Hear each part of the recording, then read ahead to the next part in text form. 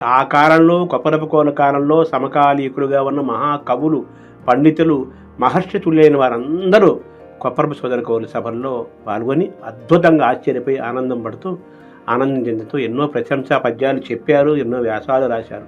ఇందులో మహర్షి కావ్యకంఠ వాసిష్ఠ గణపతి ముని కొప్పరపు కవులకి ఎటువంటి ప్రశంస అందించారో ఒకసారి విందాం. అంగవాం వచనభంగమాలినో సూది సంసతి కుతపరాజయ సుబ్బరాయ రమణో మహాకవీ వెంకటోగి యువయోహు ద్వయోహు పుర. ఓ మహాకవులారా, ఓ వెంకట సుబ్బరాయ కవి, ఓ వెంకటరమణ కవి, మీ పేర్లలో ముందు వెంకట శబ్దం ఉంది, వెంకటేశ్వరుడు ఉన్నాడు. కాబట్టి మీకు ఏ సభకి వెళ్ళినా కానీ మీకు పరాజయం ఉండదు, ఎక్కడైనా కానీ మీకు అద్భుతమైన విజయమే ఉంటుందని ఆశీర్వదిస్తూ, మీరు మాట్లాడుతుంటే, మీరు పద్యం చెబుతుంటే, సమస్యాపూరణ చేస్తుంటే ఒక దివ్య దర్శనం నాకు జరిగింది. మీ వాక్కులో ఒక దివ్యత్వము నాకు దర్శనం జరిగింది.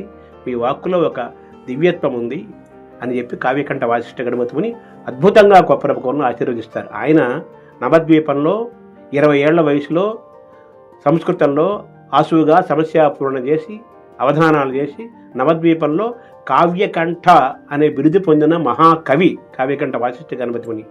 తర్వాత సాక్షాత్ గణపతి అవతారం, కపాల భేదనం జరిగి 30 ఏళ్లు జీవించిన ఒక మహర్షి.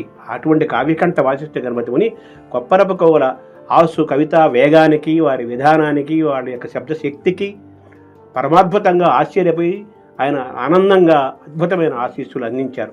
ఆ శ్లోకం మరొకసారి అనుకుందాం.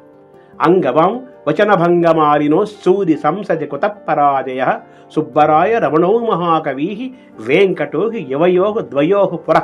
నమస్కారం.